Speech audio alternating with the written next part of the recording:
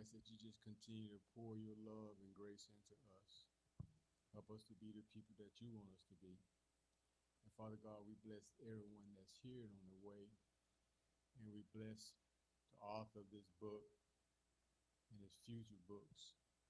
And we pray that you continue to give him safe travel as he travels around the country. In your precious and holy name we pray. Amen.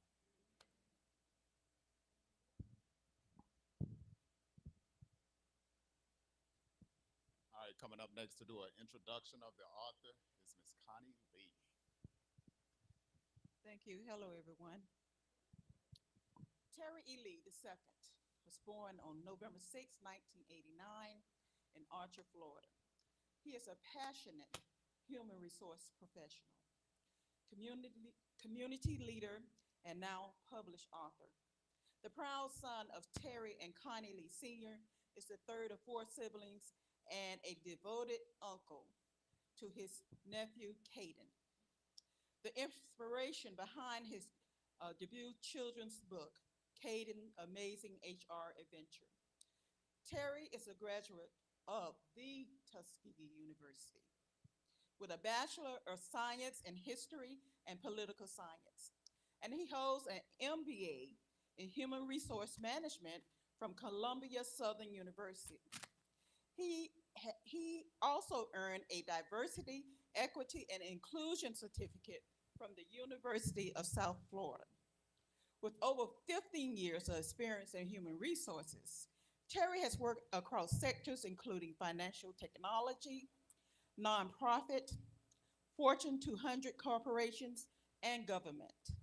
He is a board member of the Barbados Foundation and Community EFX, a nonprofit committed to uplifting the African American community. Terry is the founder of the Atlanta Collective, an influential network of Black business leaders, and a proud member of Kappa Alpha Psi Fraternity Incorporated, where he serves as the chair of the national protocol team and local fundraising chair. He is also a member of the Emerging 100, an auxiliary of the 100 Black Men of South Metro Atlanta. Deeply rooted in faith and service, Terry is an ordained elder in the Church of God in Christ Incorporated, where he serves as director of in-reach and outreach and Episcopal assistant to Bishop Arthur F. Mosley at Cathedral of Faith Church of God in Christ. In 2025, he was named a recipient of the prestigious Church of God in Christ Achievers Award, the top 20 under 40, representing excellence across all 51 states and more than 100 countries. Through his company, Terry Cares, LLC, he combines HR consulting, publishing, and philanthropy, and have donated over $10,000 in support of individuals with disabilities, students, and schools. Terry's mission is simple: to inspire, to uplift, and open doors for others, starting with the next generation through Caden's amazing HR adventure. All right. Thank you. Thank you. Y'all give it up for my mama and my daddy. All right. Thank you for coming today um, for this book signing. So I'm gonna just talk about a few things before we do a little activity, and then we'll be done. So, as Mom said, I've been in HR for 15 years, um, and so I wanted to do something that was impactful to the next generation. Uh, so I would go to Read Across Americas and career days at school, and the children would ask, "What do you do?" And I would say, "I work in human resources," and they would say, "What is that?" And I stumble trying to figure out how to tell an elementary school student what HR was. So I went and I did a little research, and I found that there are only 6 children's books written about human resources, and none of them spoke to children that looked like me. So I wanted to show children that look like me that HR is an option for a career. Um, so HR is important because we are the recruiter. We are the ones that uh, find you to put you in front of the manager. We are the compensation people. We are the ones that have input and influence on what you get paid. We are, and the employee relations folks, we are the people that help you stay out of trouble. And when you get in trouble, decide how serious your punishment is going to be. So it's important that we are represented in this career field. Uh, so let's see. So Terry Cares is something that I started a few years ago in 2021, in the midst of the pandemic, uh, because I was at home. There was nothing really to do, and so I just started doing something. HR consulting is just, I do it for churches. I've done it for Kappa Alpha Psi. I've done it for Tuskegee. Um, I've done it for my local church. I've done it for church organizations, because it's important that we understand that churches have a business side. And when you hire employees, just because a church hires an employee doesn't mean that the employee won't uh, sue the church. And so the church has to protect themselves. So HR is all about mitigating risk, um, and HR is about helping the employee to succeed. HR is about the company being able to position itself and present itself in a way where people will want to work for them. All right. In addition to HR consulting, now that I've written a book, I feel like I know a lot about. Uh, I feel like I know a lot about publishing. So I've been helping people publish children's books. So if you know anybody that wants help with children's books or any other book, you can let me know. And last but not least, the most enjoyable part about Terry Cares is the philanthropy part. So I partner with other organizations to help their missions and their goals go forward. And it's actually been a way that I've been able to help in a broader sense. And what I mean by that is because I help nonprofit organizations push people forward, it broadens my connections. And so when people need jobs, I'm able to help them get those jobs. So since, and I'm gonna let y'all connect the dots on this, since January of 2025, y'all connected the dots? Okay. Since January of 2025, every week I've had at least 4 people call me about needing a job. With the layoffs in the federal government, with the economy like it is, you know, it's hard out there. And so because of all of the work that we've done, we've been able to help at least 12 people get jobs since January. So that is a major feat for me. Amen. All right. All right. So what I'm going to do next is I'm just going to read the book. Um, my friend Andrea came in, and so I'm gonna get Andrea to help me real quick. Come here, Dre. She did.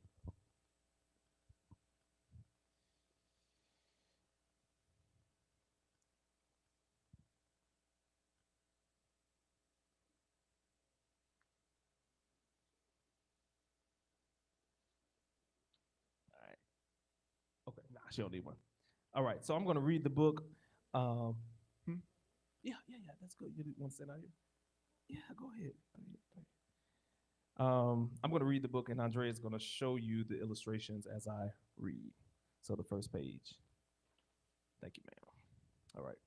Caden loved helping people. Whether it was his friends at school or his family at home, he always found a way to make everyone feel included and happy. One day, Caden's teacher asked the class, What do you want to be when you grow up? Caden thought about it for a moment. I want to do something that helps people work together and feel appreciated, he said. After class, Caden's teacher, Miss Jenkins, smiled and said, Caden, you might be interested in a career in human resources. Human resources? Caden asked, tilting his head. What's that? Mrs. Jenkins explained, human resources professionals help people and companies work well together. They make sure everyone feels valued. That evening, Caden told his mom what Mrs. Jenkins said. His mom beamed. Caden, that's perfect for you. Let's learn more about it together. The next day, Caden's mom took him to her friend Mrs. Andrea's office. Miss Andrea worked in HR, and she was excited to teach Caden all about her job. Miss Andrea greeted Caden warmly. Welcome, future HR superstar, she said. Caden's eyes sparkled. What do you do every day? He asked. Miss Andrea explained, I help hire new team members, organize fun activities, and make sure everyone knows that they're important. Caden's first stop was the training room. Sometimes we teach new skills, Miss Andrea said. Today, we're learning about teamwork. Want to join? Caden joined the group and helped with teamwork exercises. He suggested ideas and encouraged everyone. You're a natural, Miss Andrea said. Next, Miss Andrea showed Caden her Employee of the Month wall. We celebrate people who go above and beyond, she explained. Why don't you help pick this month's winner?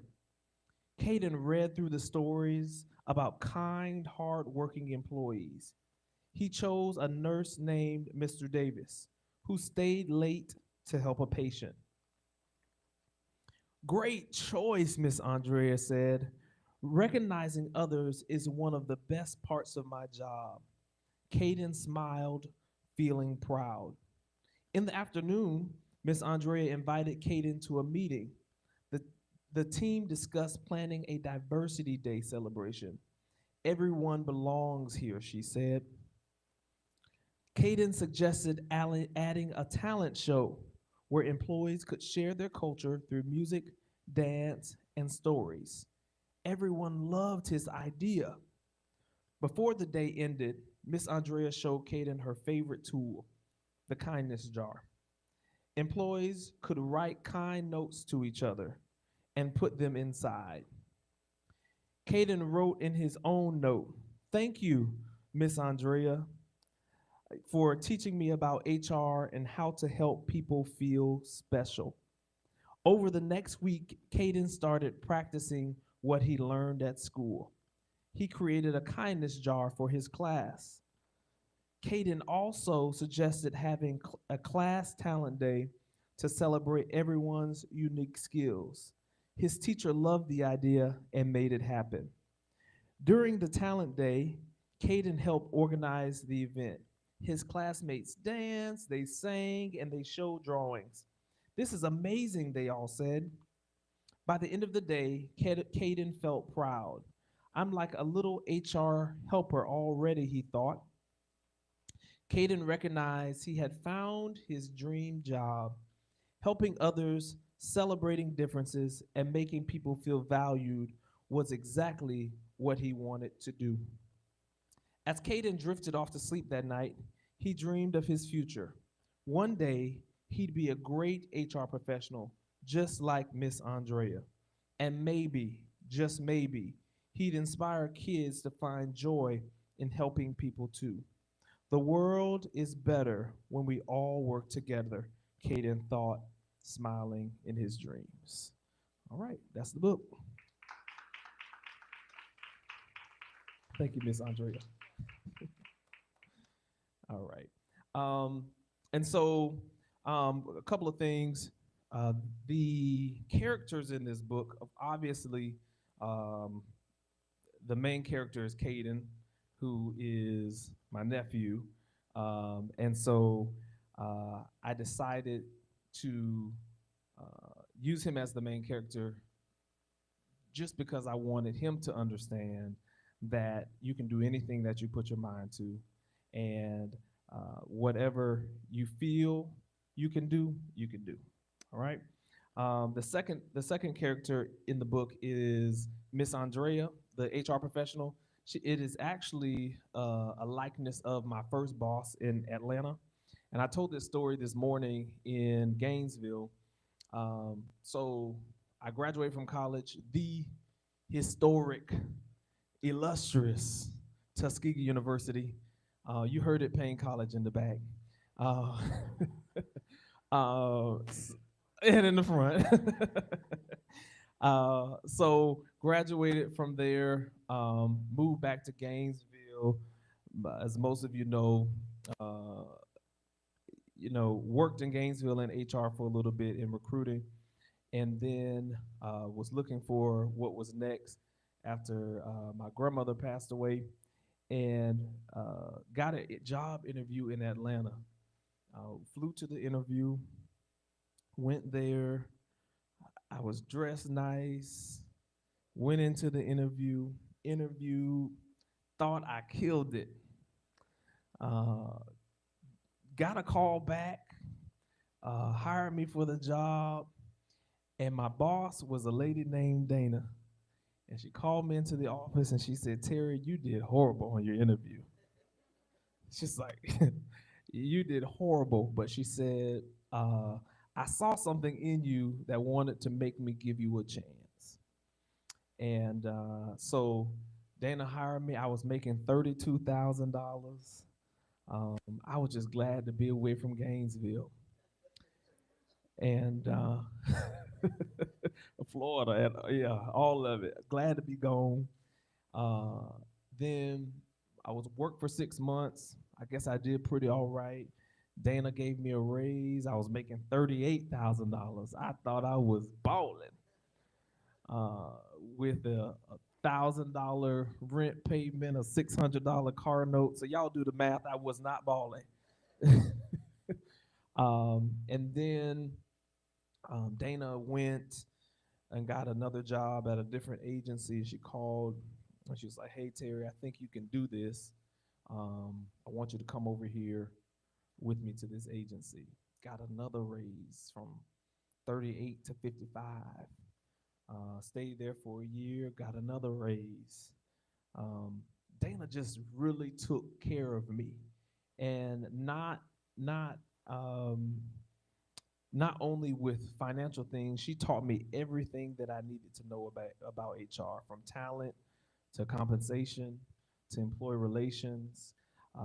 She just made sure that I could stand in any room with anybody and talk about an HR matter. So I wanted to honor Dana with that.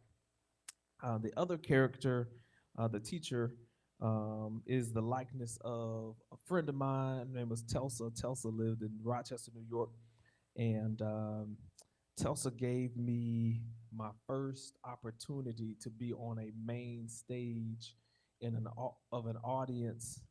It was probably like 1,000 people.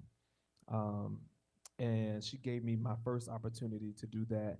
And she had recently passed away when I started writing the book, so I wanted to honor Telsa. And then the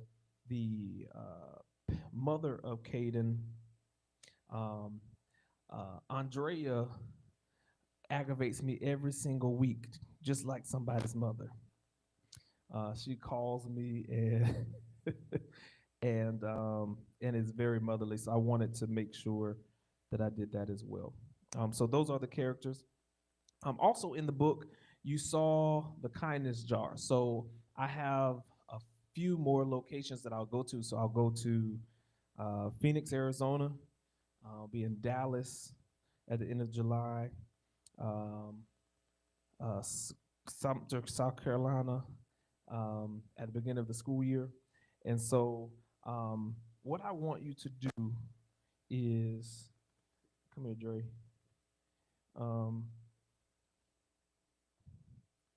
what I want you to do is take a post-it note and write. You can take any of all of those and write a kind message to a student. something that could be encouraging, because every time I go to a school, I have them pull a note out of the kindness jar, right? So it doesn't have to be deep, it doesn't have to be long. Just write something to a student. All right, pass them on this side, Dre.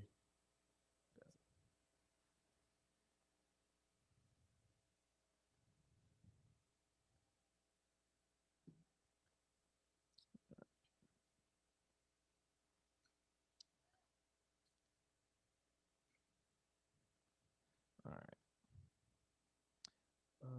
Here, here.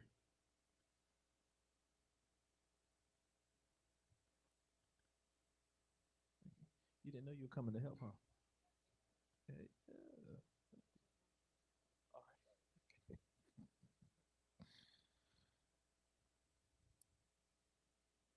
All right.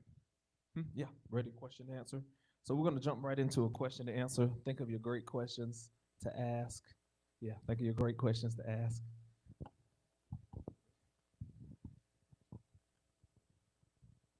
All right, questions? Somebody? Who's first?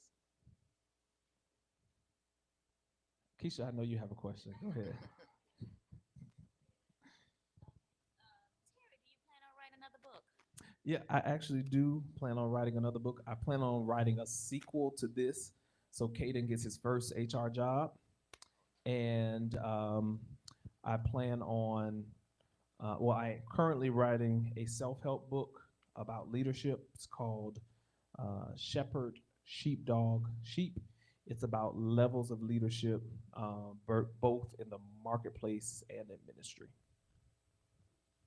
Thank you so much for that question. Yeah, sure. Um, hmm. Writing the actual manuscript to make it make sense. That was the most difficult part. I was fortunate to have quite a few friends that have written children's books before. That's kind of why I started with a children's book. Um, and they walk me through the process of what I should do, um, connected me with the illustrator, helped me format the book, um, all of those good things. Yep. Thank you. Great question. Anybody under 21 with a question, Breland?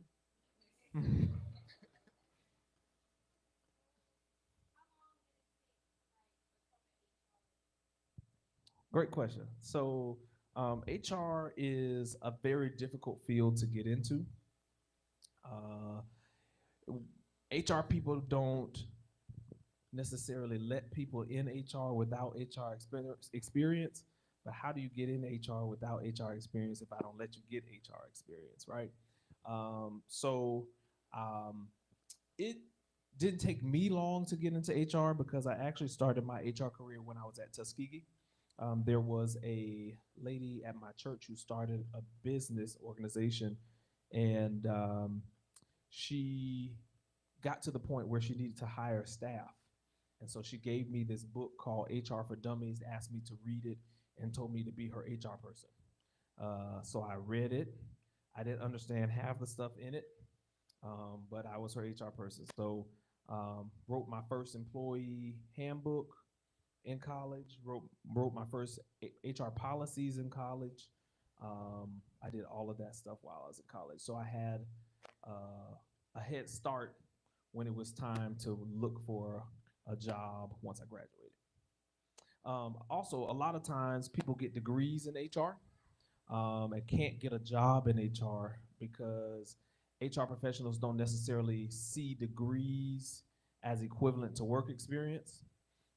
So if anyone is going to get a degree in HR, A, already be working in the field, B, try to get an internship or an externship so that you have some experience to put on your resume so that they'll hire you. Great question, Brito. Don't be scared. Anyone else? Okay, I got one for you. Okay. What is the most difficult part about working in HR? So HR is adult babysitting. Yeah, most of the day. So the most difficult part is for me having to let people go. Um, Not necessarily because they haven't done, what they did or didn't do, but because most of the time, because if you're a good HR person, you know your employees, so you have some kind of rapport or relationship with them, and so letting them go and what that impacts for them, right? So they have a family, they have kids, who's sick in their life, if they're taking care of somebody, all of those things about them. So the most difficult part is having to let someone go when you know their circumstances, even though they may be guilty. um, that's the most difficult part. Other than that, HR really isn't a hard field. It's all about building relationships. It's all about helping people to do their job better, coaching managers, coaching team members to do their job better, and making sure that everybody can feel like they are safe at work. And so, safe at work meaning physically, emotionally, psychologically safe at work. Thank you. Nicole, you had a question? Yes, yes, yes. So I'm going to my leadership book is actually going to be a book for adults. Um, Hopefully, I will be able to release it in November on my birthday. That's the goal. So it'll be something for you to read. Okay. Yes.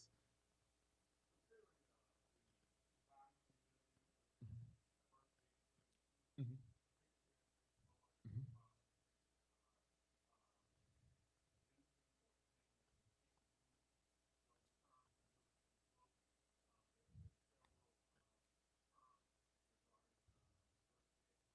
mhm.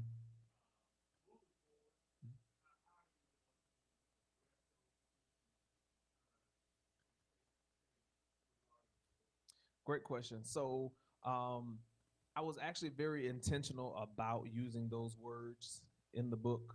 But for me, it's a stance for what I see is needed every day in the workplace. Um, to be frank and honest, um, being an African American in corporate America or state government, because those are the industries that I've worked in, um, is everything but fair, right? And so, without diversity, without equity, without inclusion, without those parameters in place, people that look like me won't have the opportunities to get those jobs that make the most money or make the decisions. And so I'm going to do everything that I can do to continue to push the importance of diversity, equity, inclusion. And to your question, from state to state, um, you know, I just will have to go where I'm accepted, right? And if there isn't a rule or law that's going to send me to jail and have me calling my mama to get me out, I'm going to go there and I'm going to do that and I'm going to say it because it needs to be said. Um, I can tell you now, I live in Georgia. I know Florida is a little bit more extreme than Georgia in some regard, but Georgia isn't too far behind. And I can tell you now, we have 365 agencies in the state of Georgia. I can name how many of them are run by African Americans. I can name it. So it's or and I guess not even African American people of other nationalities because it's not just African Americans that need a place. Um, you know, people of other nationalities also don't have that space. So I think it's important that we keep pushing it. Um, SHRM um, hasn't dialed back on the terms, so I don't plan on dialing back on the terms. SHRM is the National Association for HR Professionals, by the way. Yeah. All right. Thank you, Dr. Simmons. Yes, sir.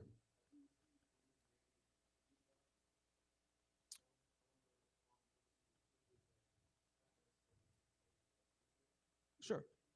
Sure. So no, I haven't received any negative feedback. I think that partly may be because I am my mama's child and I don't really back down from very much. Y'all think mama's shy? She's not. Um, and so I haven't heard very much response about the DE and I piece to it, but um, I know that there is a major push. So even in where I work now, there has been a push for certain language to be taken out of certain documentation because we'll lose grant funding, federal grant funding, and so we we have to accommodate those things. But in personal life, in outside ventures, I haven't heard very much. Yep, great question. Thank you. Thank you. Any other questions? Hey, if you got a question, you got a question. All right, Dre. Oh, you got a question? Yeah, sure.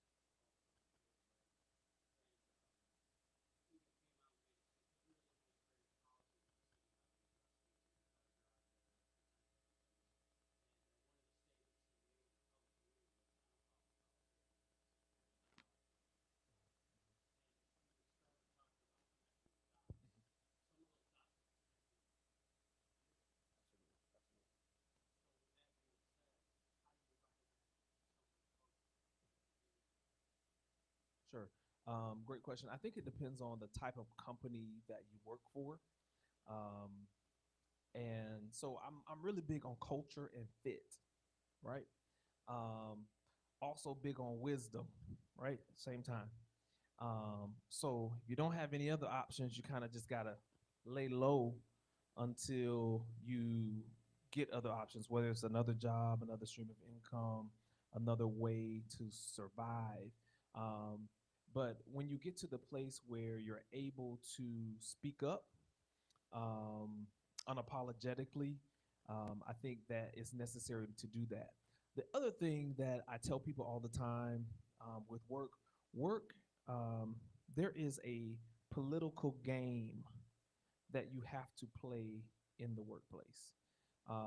The political game that you have to play in the workplace, in my opinion, is the make or break of how successful you will be with that employer.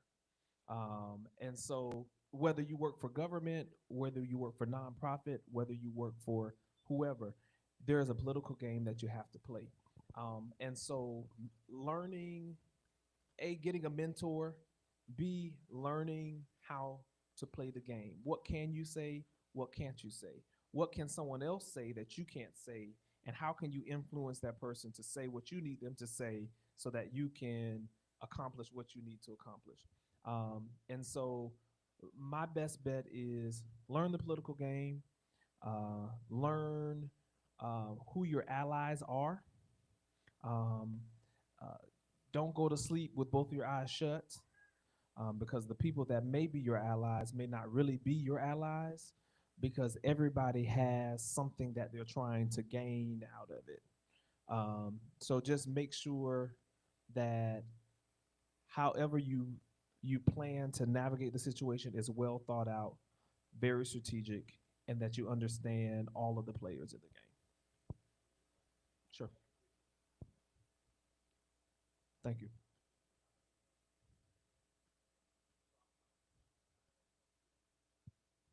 Sure. Sure.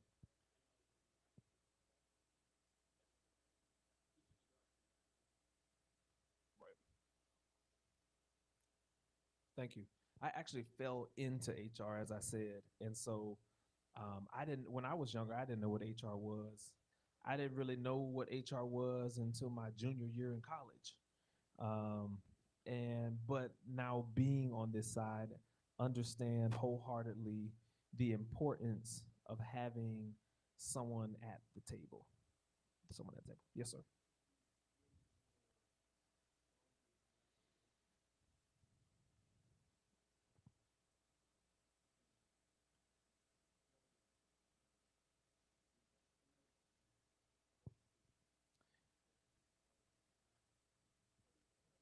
Okay.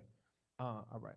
So his question is within navigating the politics of the workplace, what do I lean into the most to accomplish what I need to accomplish? Yeah. Okay. Um, so mentorship and guidance is something that is very significant. I think having someone that is more senior than you, that knows a what's happening in the backdrop, right? Because a lot of the decisions that we make are based on what we know and what we're experiencing.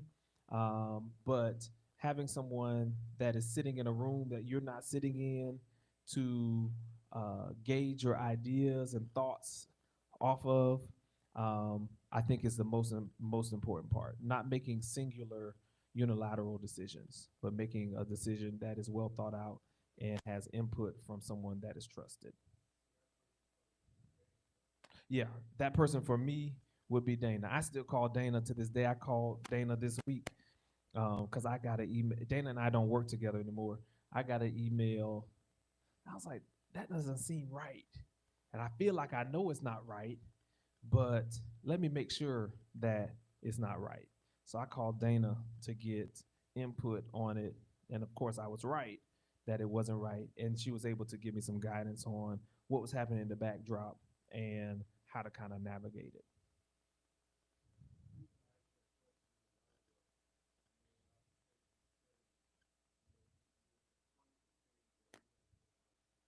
Mhm, mhm,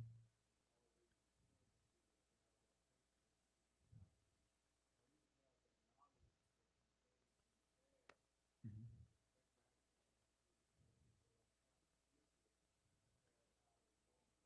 Right.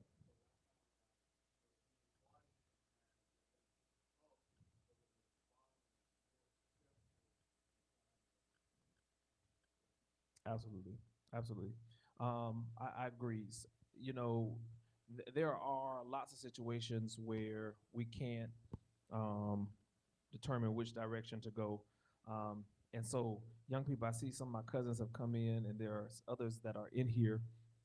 Um, as you are looking for your first job or navigating, trying to, or you're working your first job, always remember a couple of things.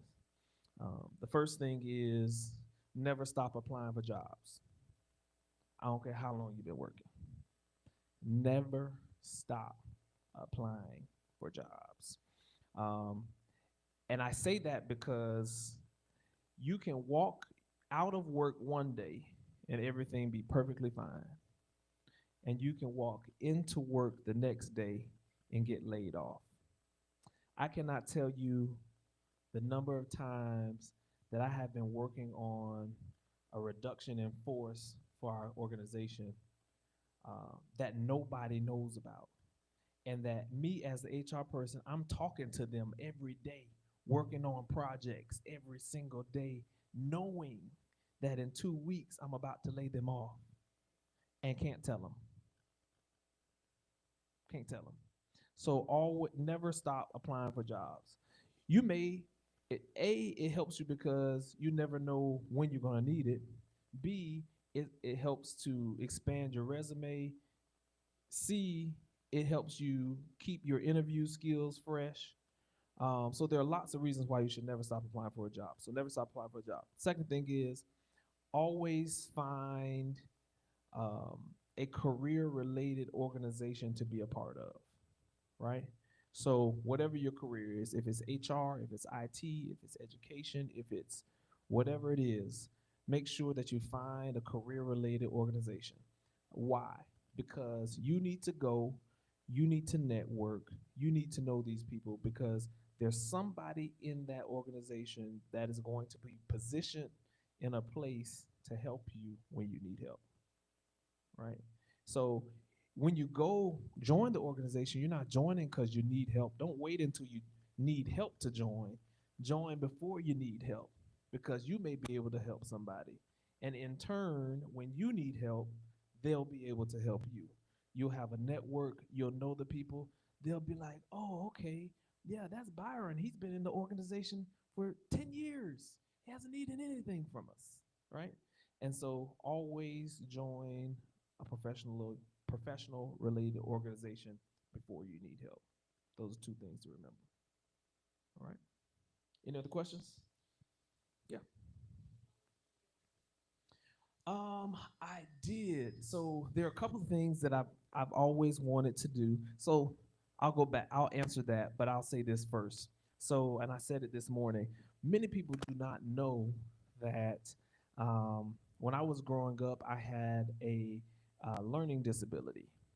And so school was always very difficult for me. If when I sign your book, you'll see how terrible my handwriting is. So school was always something that was very difficult for me. But I can remember from a young age that I've always wanted to do two things: write, be an author, and be an attorney. And so one is done. We're still praying about the other one. So yes, I've always, as long as I can remember, wanted to write something. Yeah. All right, I want to finish up with one last question, Okay. and we'll go to our next portion of the event. Okay. One thing we try to promote in our community now, I think we always have, but just more emphasis with social media, is entrepreneurship Mhm. and our kids developing and doing for themselves. Mhm. What kind of advice from an HR perspective would you give to some of the younger people in the audience that they can apply when going into business for themselves? Okay. Great question. From an HR perspective, make sure your business is real. What I mean by that is, um, I'm gonna say it the out east way. Don't have a bootleg business, right? Register your business with the state. Register your business with the federal government. Um, get you a business bank account, right? Few different reasons for that. First reason is that if you are accruing expenses that are related to the business, you can write them off, right? And so if your personal um, income is at a certain level that you're having to pay the federal government back, if you have a business with expenses, then you can write those off and pay less back to the federal government. You're helping yourself. And what can you do with the money that you're not paying the federal government? You can invest back into your business, right? So the first thing I would say is legitimize your business. It's going to cost you something to legitimize your business, but what you spend on the front end to legitimize your business, you will be able to get back on the back end. All right. Thank you, Drayla. All right. The second thing that I would say for a business, if you're trying to start a business, is entrepreneurship. Right? You need a network. You need a network. There is no successful business anywhere that you can start without having a network, and that's why it's important to join these organizations, to be a part of the best fraternity in the world, Kappa Alpha Psi. Yeah, yeah, yeah, and I'll go into that later. But because there are people that you will meet that you don't know that the only thing you have in common with them is Kappa. And you'll have a conversation and they'll be able to lead you in the right direction. I'll give you an example. This week, a couple weeks ago, I had a fraternity brother to call me and ask me the craziest question that he could ever ask me. And the question was, Terry, do you want to make some more money? That was crazy, right? Right. And so my answer was, of course, I want to make some more money. So he sent me an email with a request for a proposal. A request for a proposal is how you submit the information about you and your business to an organization to see if they will select you to be a vendor to provide them a service. So he sent me the request for a proposal, um, completed the request for proposal, and this request for proposal was very significant. It is a collaborative that is a network of 300 nonprofit organizations that are looking for a la carte services, right? So they're looking for IT people, they're looking for grant writers, they're looking for HR professionals to come in and help them build their organizations, right? Submitted it, got the response yesterday. I was selected as one of the businesses that will be able to provide these services for these 300 organizations. The point of me saying this is it would never would have come to me had I not networked, had I not been an organization. So always be involved, stay involved. It's going to be tiresome. You're going to want to be at home watching TV, playing video games, and all of that. But you got to get out there and meet people. I know in the age that we're living in now, we are social media, we are text messaging, we are all of those things, but you got to get out there, shake people's hands, talk to people, learn their names, remember their names, and and work together. All right, thank you all for those questions. We're gonna follow up with actually thank yous from the author himself, and then we'll have some closing remarks and instructions for the book signing. All right. Thank you, Mr. Simmons. Y'all give it up for my first cousin. Yeah. Y'all give it up for my first cousin, Byron Simmons. Um, you know, growing up, they used to say we looked alike, but I knew I was the better looking one. But thank you, Byron, for leading us today.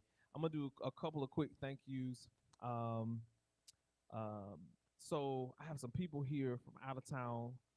Um, First, I'll do Jaleesa, and mom. So they came all the way from Fort Lauderdale, West Palm. Yeah, West Palm. They came all the way from West Palm up here to be with me today. So I appreciate you very, very, very much. Oh yeah, you were not going to hear the end of it if you didn't show up. So I'm glad you know. Um, and then my sister Drea, yeah.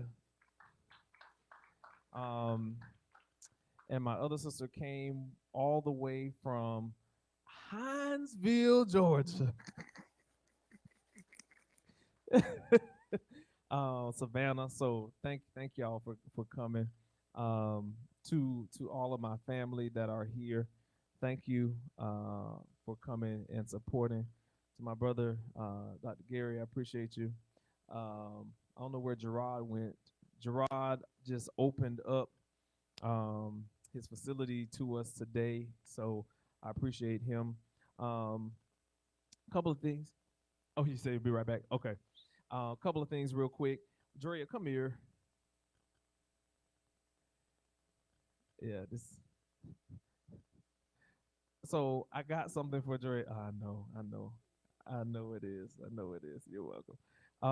Got something for Drea because she allowed me to use her likeness, um, and is a great supporter, and so I appreciate you. Yeah,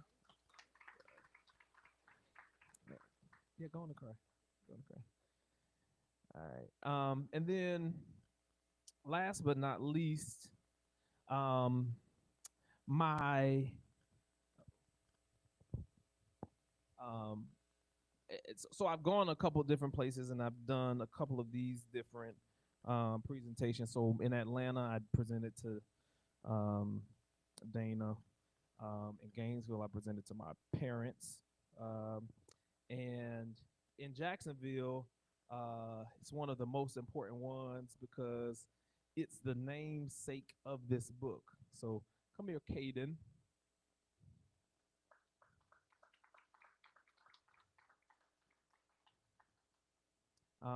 So thank you for being a great nephew and doing all of the great things that you're doing. So my nephew is depicted in this book as a little boy because he once was that, but he is a 19-year-old going into his sophomore year at Mississippi State University.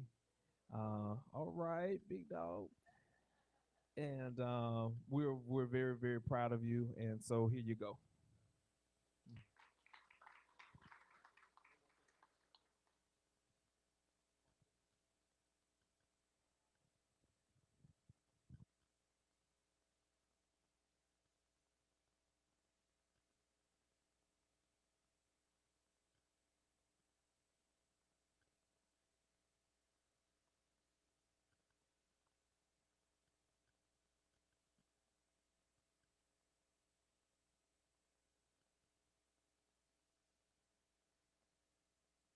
All right, y'all clap it up for my nephew. All right. Um, and I would be remiss before we go into the book signing portion of it, not to recognize the person who was my biggest cheerleader in the city of Jacksonville. If anybody knows Katie Mae Williams, she is going to boost you up. Can't nobody tell no story like Katie Mae Williams. It could have drizzled outside. Auntie Katie gonna be like, "Ooh, did you see all that rain?" I love you, Auntie. Thank you so much for supporting me. Thank you. She's been pushing me this whole time, telling everybody at the church, going down to the park, finding principals to send my way, telling her principal, just anything she could do to support. She has done that. So thank you, Auntie. I appreciate that. Y'all clap it up for my Auntie. All right. So how we're gonna do this? If you haven't purchased the book already, you can go to Mama, and she will take care of that, and then I will sign your book, and then we'll be wrapping up. All right. Huh? Oh, the price of the book is $15. I do have um, some coloring books, but they're not with me. So if you want to buy a coloring book, you can do that, and then I can ship it to you. Where can they purchase that book from? You can purchase this book on my website at terrycares.org, or you can purchase it on Amazon at Caden's Amazing HR Adventure. All right. All right, let's not be shy. Yeah, let's not be shy. Purchase part, and then you can go walk over to with your book, and Terry will sign it.